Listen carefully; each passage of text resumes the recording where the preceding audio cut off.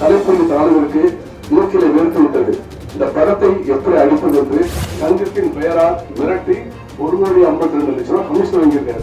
நீங்க உத்தமல்லன் படத்தை நிறுத்தினால் நான் உங்களுக்கு என்ன வேணாலும் செய்ய தயாரா இருக்குன்னு சொன்னதான் அந்த தானம். எங்கள் பணத்தை கேட்டா கேட்டா பஞ்சாயத்தா, எங்களுக்கு வரவைக்க பணத்தை கேட்பதற்கு எங்களுக்கு உரிமை இருக்கிறது. ஓட விரட்டி அடித்த கலைப்புலி தானுவின் தலைமை அப்படி அவர் தாராளமாக மாறிக்கொண்டிருக்கிறார்.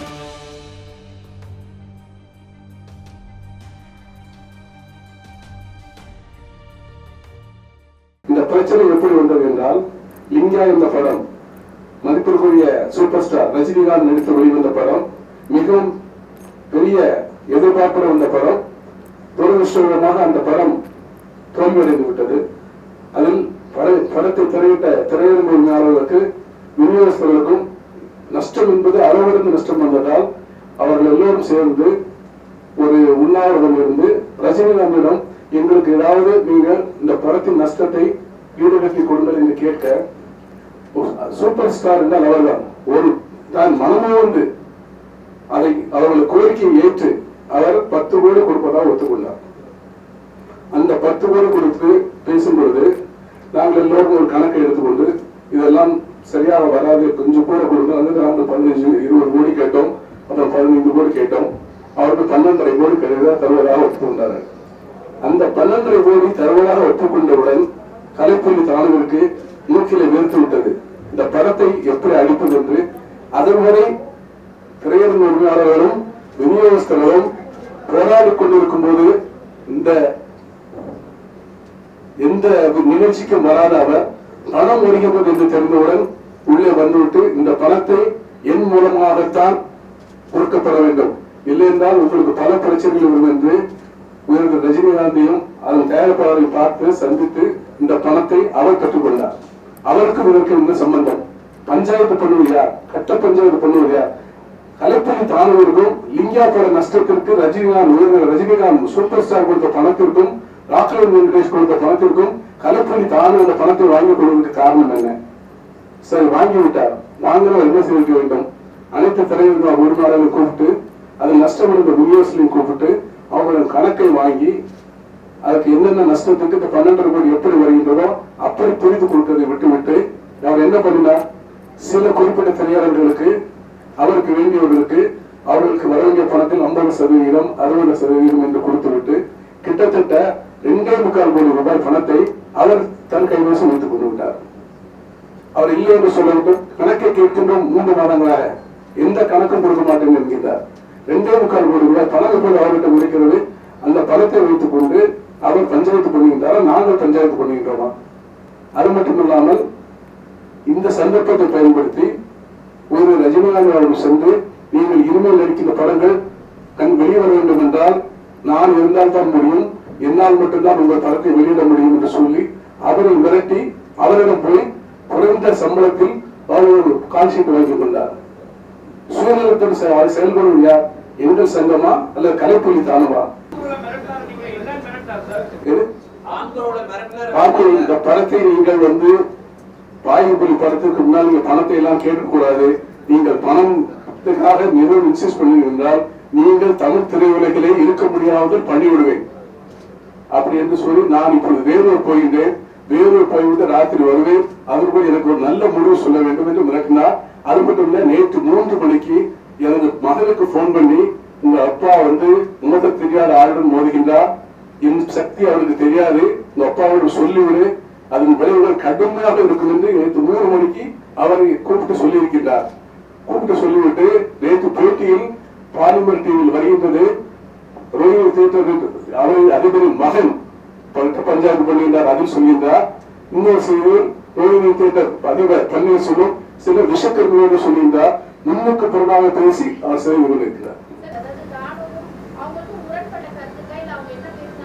அம்மா சிவா கிரியேஷன்ஸ் பேசினாரு, பேசி எங்க மெம்பர்கள், நான் சொன்னேன் எங்க மெம்பர்கள் படம் போடுறதுக்கு எங்களுக்கு சமூகத்துக்கு சம்பந்தம் இல்லை, அவங்க எல்லாம் வேண்டாம், அவங்க எல்லாம் ரெஸ்ட்ரிக்ட் பண்றாங்க, நீங்க பணம் கொடுத்து பேசி சவால் விட்டுட்டு போனார். அவர் இருக்கிற நெருப்புல இருந்து இன்னும் எண்ணெயை ஊத்திட்டு போயிட்டார். எண்ணெயை ஆட்டி படைக்க முடியுமா? ஒண்ணும் ஆட்ட முடியாதுனால எல்லாரும் ரொம்ப ஸ்ட்ராங் ஆயிட்டாங்க. அவ்வளவு தூரம் பேசும்போது பிரச்சனைகள் வந்தா உட்கார்ந்து பேசணுமே தவிர அதை விட முக்கியமான செய்தி அம்மா சிவா கிரியேஷனும் இது தானும் சேர்ந்து இந்த படம் லிங்கா படத்தை வேந்தர் மூவிஸ்க்கு 67+4 71 கோடி ரூபாய் வாங்கியிருக்காங்க. அம்மா சிவா கிரியேஷன் சிவா தான் அந்த கம்பெனியோட சிஇஓ. இவர் அது வாங்கிய பிறகு ஈராஸுக்கு மிரட்டி எனக்கு 2% கமிஷன் தர வேண்டும் என்று இந்த சங்கத்தை வைத்து மிரட்டி, சங்கத்தின் பெயரால் மிரட்டி 1,52,00,000 ரூபாய் கமிஷன் வாங்கியிருக்காரு. அதற்கு ஒரு ஆதாரம் இவர் அனுப்பும் லெட்டர் காப்பி எல்லாமே எங்கிட்ட இருக்கு. கட்ட பஞ்சாயத்து சங்கத்தை வச்சு மிரட்டுவது நாங்களா இல்லையாங்கிறது அந்த லெட்டர் நாங்கள் வருகின்ற சபையில் கண்டிப்பாக எல்லாருக்கும் அந்த காப்பி கொடுப்போம்.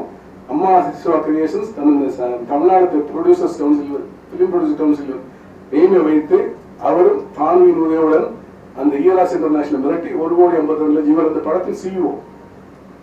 ஆனால் இவர் இந்த சங்கத்தின் பெயரை சொல்லி மிரட்டி 1,52,00,000 ரூபாய் கமிஷன் வாங்கியிருக்காரு.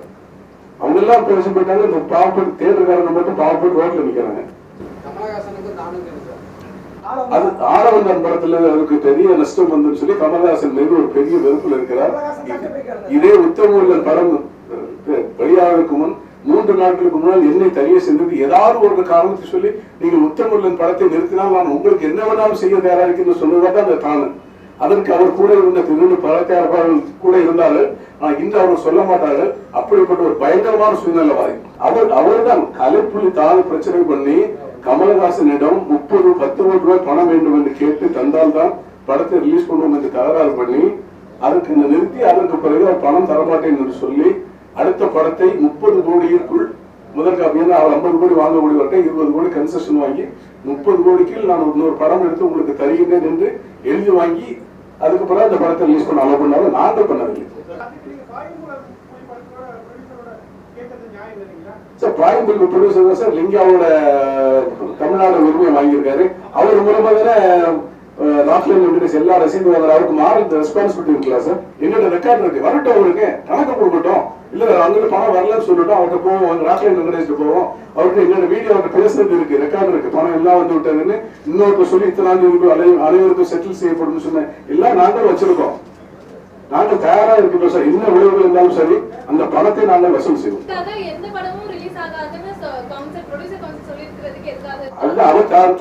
தன்னுடைய தாரா தன்மையை காட்ட வேண்டும் என்று நினைக்கிறார். தமிழ் திரையுலகில் தாராவாக மாறிவிட வேண்டும் என்று நினைக்கின்றார்.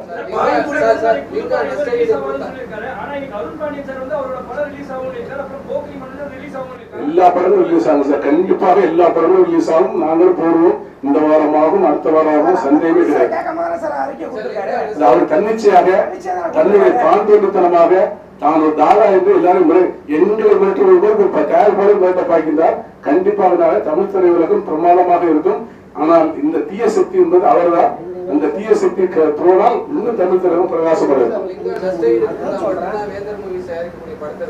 சார். வேந்தர் மூவிஸ் படத்தை திரையிட மாட்டோம் என்று நாங்கள் சொல்லவில்லை. பணத்தை கொடுக்க வேண்டும் என்று சொல்கின்றோம்.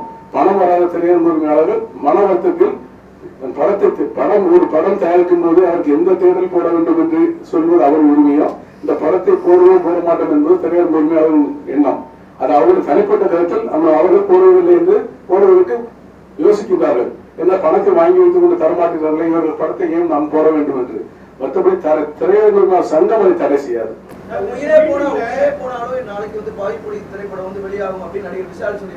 வந்தா சந்தோஷம் சார். கேரண்டி கொடுக்க முடியும். அவர் படம் ரிலீஸ் ஆகும். நாங்க சொல்ல முடியாது இல்லையா சார். எங்க நம்பரோட இஷ்டம், அது என்னோட விருப்பம் இல்ல. சங்கம் சார் படம் போட சங்கம் வந்து எந்த படத்தையும் போடக்கூடாது என்று முடிவு செய்யாது. தமிழக அரசின் வைக்க வேண்டுகோள் கலைப்புலி தானும் தமிழ் திரையுலகை அழிப்பதற்கான முயற்சியில் இருந்து தமிழ் திரைகளையும் தமிழ் திரையரங்கு உரிமையாளர் காக்க வேண்டும் என்று நாங்கள் தமிழக அரசுக்கு கோரிக்கை வைக்கின்றோம். காவல்துறை ஆணையத்தில் புகார் அறிவிச்சிருக்காரு. கண்டிப்பாக அவர் அளிக்கின்றார். நாங்களும் இன்று மத்தியானம் கம்ப்ளைண்ட் ரெடியாகிவிட்டது. அவர் என்னை மிரட்டியது, அவர் இந்தியா பணத்தை வாங்கி கையாடல் பண்ணியிருப்பது எல்லாத்தையும் நாங்களும் கொடுக்கின்றோம். காவல்துறை தீர விசாரித்து உண்மையானபடி நடவடிக்கை எடுக்கட்டும். நான் கட்ட பஞ்சாயத்து பண்ணி யாராவது மிரட்டி இருந்தால் கண்டிப்பாக எந்த தண்டனையாலும் ஏற்றுக்கொள்ள தயாரா இருக்கின்றது. இந்த பணம் இருப்பது எல்லோருக்கும் தெரியும். அது யார் யாரெல்லாம் வீடியோ நிகழ்ச்சி எல்லோரும் இருக்கிறது. இந்த பணம் வந்தது, இத்தனை நாளைக்குள் செட்டில் பண்ணுவோம் என்று பேட்டி கொடுத்தது எல்லாமே எல்லாரும் இருக்கின்றது. இந்த பணம் அவர் இல்லை என்று சொல்லட்டும்.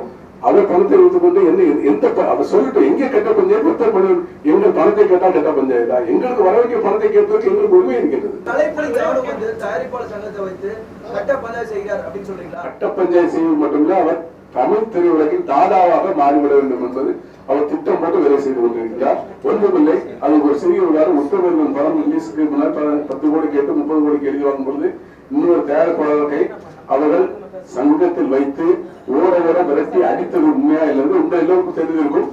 ஓர விரட்டி அடித்த தலைப்புலி தாரும் தலைமை.